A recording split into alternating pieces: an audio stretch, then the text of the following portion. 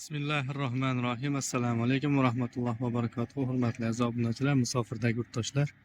Mana navbatdagi darvozamizni apga o'rnatib berdik. Bu darvozamiz Samarqand viloyati Kattaqo'rg'on tumaniga o'rnatib berdik.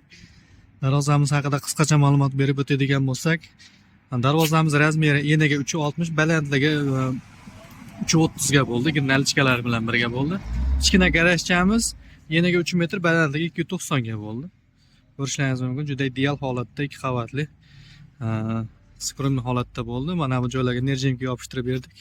Tepa qismlariga Allohning kalimalaridan qo'yib berdik, xudo xolasa. Ko'rishlaringiz mumkin. Buni o'qishni bilganlar kommentariyada o'z fikrlaringizni berib ketasizlar degan umiddamiz. Mana stoykalarimiz 12 lik shvillar. Listlar 2 lik listdan bo'ldi. Profillari 6 ga 6 profillardan bo'ldi. Zamogimiz yaxshi zamokdan, birdan ham yaxshiroq.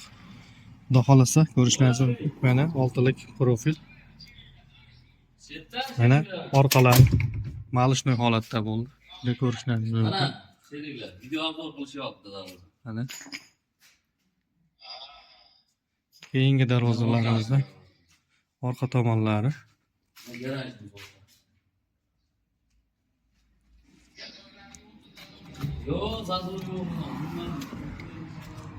juda ideal holatda chiqdi.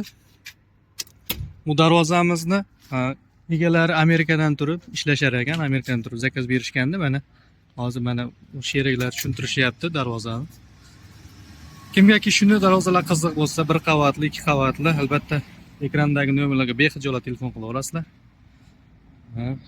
Bu darvozamizni kvadrat metrini 1,5 million so'mdan 1,5 million so'mdan apga o'rnatib berdik. Kimgaki qiziq bo'lsa bemalol telefon qilaverasizlar. Alhamdulillah.